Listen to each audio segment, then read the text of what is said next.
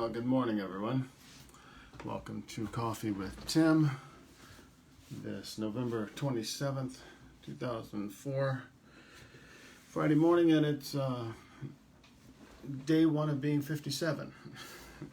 Yesterday was my birthday, and thank you to everyone who sent birthday wishes. It was very kind. It was very, very nice. I had a wonderful day, actually, and we spent a lot of time with the family today.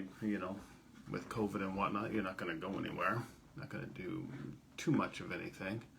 So we hung around the house and had a little party together in the evening and saw the grandkids and all those kind of things. But I want to talk to you today about to be or not to be pet people. Now, I know that this will probably get the potential is to get strong reactions on either side of this question, because that just seems to be the way pets are, and you typically seem to either be a pet person or not. But I'm going to pose the question today: to be or not to be pet people. So we'll just give everybody an opportunity to sign on here, say good morning to a few people. Rosemary, good to see you, and Ken, Abe, and Betty, nice to see you guys. And let's see who else is here. Just checking in. Good to see everybody. Hope you're having a great Friday. So yesterday we good morning, Nora. We had a nice day. Went for a bit of a walk.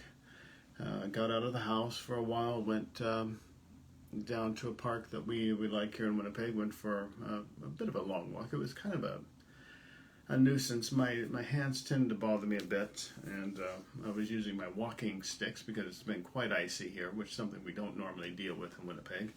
It gets cold, snows, and then it stays fairly dry, so you don't end up with lots of ice. But it was quite icy, and so I'm using my poles, and that ended up with my hands being out of my pockets more than I like, and I didn't have my heavy mitts with me, and other than that, it was a great day. Saw my grandkids, like I said.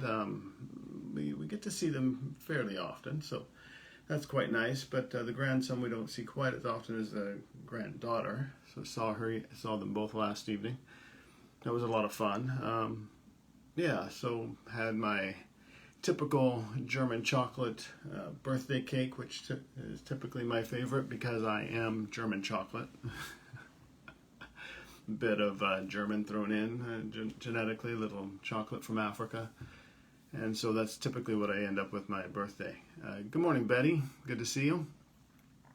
Start thinking about this: to be or not to be pet people, and I'll tell you the story here. We being Cheryl, my wife, and I have talked about pets forever. We had a cat when we were first married some 35 years ago, and when that cat was named Smokey. It was a beautiful charcoal gray cat, and I quite enjoyed it. Good morning, Jamie. Good to see you, and thank you for the birthday wishes there. We quite enjoyed having that cat, but we were gone lots. The nature of our job at the time took us out of the house lots. We were gone most evenings. So we, in time, gave the cat away to another home because we didn't feel like we were doing it justice. We couldn't be at home with it often enough. Good morning, Charles. So as that would be, that was fine. We made that decision and on we go. Some years later, quite a few years later, Barris, good morning, Greg, Ralph. How you guys doing this morning? Great to see you. Thanks for tuning in. And Ralph just finished an extraordinary 13 laps. If you don't know that story, you need to check out what Ralph does for Parkinson's Canada in walking and raising money. It's a great story there. But now back to my cat story. My cat story ends with, years later, I'm sitting going through a photo album. And in that photo album, I find a picture of Smokey, our first cat. And underneath that picture of Smokey is a caption that reads, "Our first and last pet." Well, I had no idea that this is how my wife felt about our dear Smokey. So I was a little taken aback by it. Morning, Blair. Good to see you. Now, I know you'll have an opinion on to be or not to be pet people. So since that time, we've had a few birds. We've probably had 3 or 4 different canaries and, you know, that kind of, or budgies, I should say, some kind of pet. But we've not had others. Circumstances has just been that it didn't seem to work. When we had the kids growing up, they were 4 kids, twins. You'll recall were the last round, and so it was just tough to ever introduce pets into the house. And so we just never did. The kids have always asked for pets. And I'll just say one of us is probably a little more keen than the other one on pets, and so it just hasn't worked. So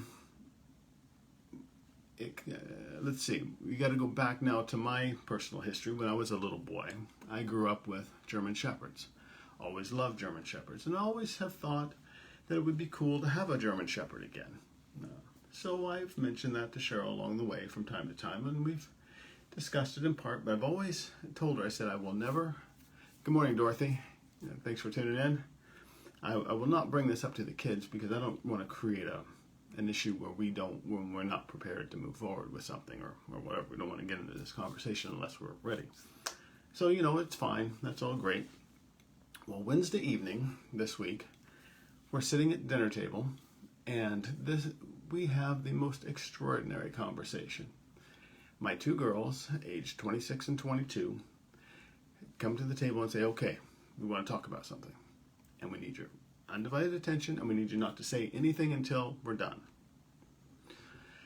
Now, I don't know about you, but when your kids come and say something like this, it kind of freaks you out, right? And the father fears all start spinning in your head. You know, it's like, what is this about? But it would be quite unusual for something bad to be coming out of the 2 of these together, or any of the 2 of them together. But so I settled in, and okay, let's see where this goes. So they proceed to tell me about the story of them discussing with Mom about having a pet, a dog, a rescue dog. And so the short story here is that Mom opened the door. And to tell you the truth, I laughed, and I have not laughed so hard or so long, and we have not had such a good conversation at the dinner table in a long time. We have good conversations at the dinner table often, but this was exceptional. And we just sat and laughed that Cheryl and I, that we had gotten ourselves into this position because the kids had now, this was Wednesday night before my birthday, they had decided that they were going to buy us a rescue dog. They had an appointment made for 10:30 the next morning on my birthday. We were going to go look at 5 dogs. Here were the pictures, and away we go. Oh my gosh. I did not know what to do. Good morning, Leanne. I literally did not know what to do because we had, I mean, this is, for us, this would be a big deal. This would be a big life change for us, right? Because having a pet's kind of like having a kid. You can't just leave them whenever you want. You can't just not feed them. You can't just, you've got to take care of them. It's a responsibility, right? There's financial responsibility to it. There's time responsibility to it. There's been the question of, you know, how's Dad's Parkinson's doing? What will this do over time? Will Dad be able to take care of him? Yada, yada, yada, yada, yada. So we decided, Cheryl and I talked overnight, and we decided, you know what, this is too quick for us. We can't make this decision in 12 hours. And that's basically what we were looking at doing, 12 to 15 hours, make a decision on whether or not to buy a dog. So we have put it off to this Sunday. We have said we're going to discuss it, we look at all the options, and make a decision. So now, first and foremost, I realize this is a first world problem. It's not really a problem. It's an opportunity. It's a choice we get to make. But it feels like a big deal to us. So my question to you this morning is, what would you tell a couple, a family, who have not typically had pets?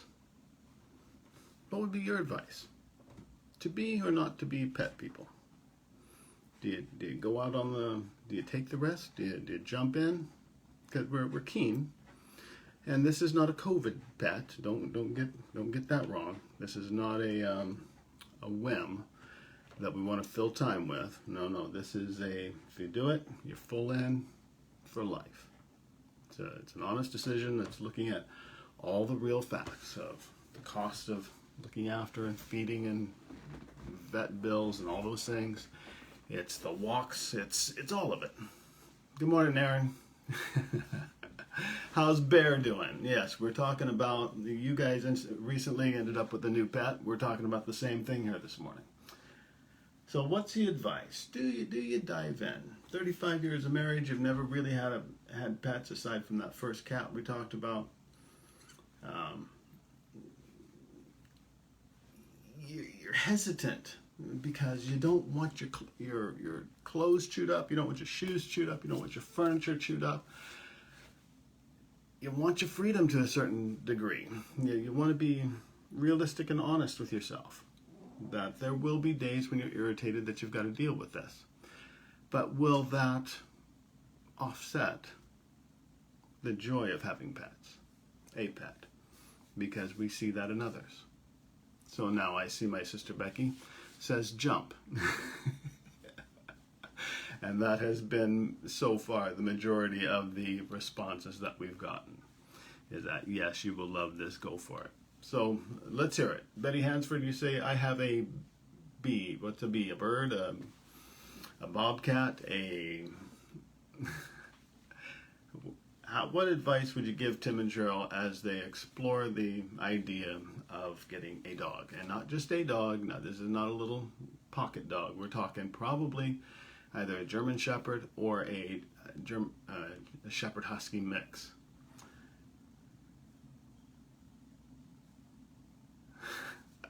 So Aaron says, good morning, he's good. We got Bear pre-COVID. It's a lot of work, but you'll love a pet. All right. Well, and by far, the pet people have chimed in the most here and are being highly encouraging of getting the pet. And I do wonder if it would be helpful long term. I have friends who have not necessarily service dogs, but dogs who do serve them quite well. It's clear that they make a positive emotional impact in their lives. I see it giving structure to my world to some degree because I don't have a lot of structure. Every day I'm busy, but it's busy with whatever is pulling me that day or whatever I'm planning for. There's no real sound structure to my day, and I could see having a pet doing that for us. So we'll see. Blair says 2 dogs here. Both my brothers didn't have dogs until their kids were older. Sydney and Donahue says, Sydney says yes, Pat says no.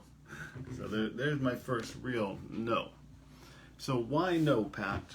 The work, the commitment. It's honestly the commitment that slows us down the most, because we're like, you want to travel when COVID goes away, and it will go away. Please God, let it go away. Yes, good point here. Now, who is saying this? I gotta see this. Carla. All right, I will come back to that, Carla. Good point. But when you do travel and that kicks up again, what do you do with the dog? And this is to Carla's point now. Yes, now we're getting comments. And Carla was saying that yes, you have to make sure you've got backup, because I'm not prepared to spend tons of money in boarding fees when I go away to speak and those types of things. And the kids have said, and I know that statement right there is loaded, but the kids have said they will step in and babysit when we're gone. So that would hopefully work. Now let's see here. What else are we getting here? German Shepherds make great service dogs. Down the road when you need it. Yeah, you have to make sure you're willing to get out and walk.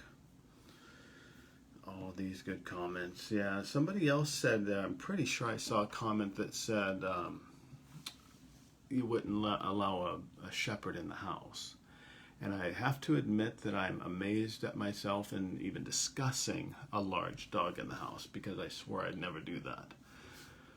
But here we are having the conversation, and there's lots of things that go into that, I realize. Now I just want to see if I can find that comment, make sure I'm responding correctly here. Mario Esposito said, love them, my mom would never allow them in the home. Yeah, well, that was me. I did not want big dogs in the house. So I realized that if I make that decision, it's going to be brushing regularly. It's going to be grooming regularly. It's going to be all of that stuff regularly. So yeah. So okay. So there's my thought for you for the day. That's kind of what Tim is dealing with right now. Barris says, we have 2 cats and a dog. I've had a dog for most of my life. There are times they're inconvenient and it hurts to say goodbye. I wouldn't trade anything, though, to have them. I often bring my dog Jasper with me when I work with Ralph. Ralph loves him. Yeah. So, yeah. Kids. Yeah, Aaron says, kids say a lot. You are older, so they should be. Yours are older, so they should be more help. Should be. And I think they are genuine in their expressions of willingness to help. So I think that would probably be real to some degree. So there's my thought for you today. You can think of us this week as we try to make a decision and wander through this, because you don't want, you want to remember that these things are first world problems. This is not a big deal either way that we go. And that you don't want it to turn into a big, heavy discussion and a big, heavy decision. So if you're thinking good thoughts for us this week, you can send them our way, and we'd appreciate that. And yeah, if you have more comments and thoughts that you'd like to, wisdom that you'd like to share with us, please send that along as well. So here we are at the end of our time. I want to encourage you with a couple of things. If you're looking for, my speaking is starting to ramp up again for 2021. If you're looking for anyone to do any virtual work with a support group or with a Parkinson's group, or if a corporate, I'm doing a fair number of corporate gigs now virtually, and that's really tough, but lots of fun nonetheless. Feel free to search me out at timsenior.ca if you're interested in any of that. And Giving Tuesday is coming up, December 1st. Next Tuesday? I believe it's next Tuesday. Reach out and help your local Parkinson's charities if you can.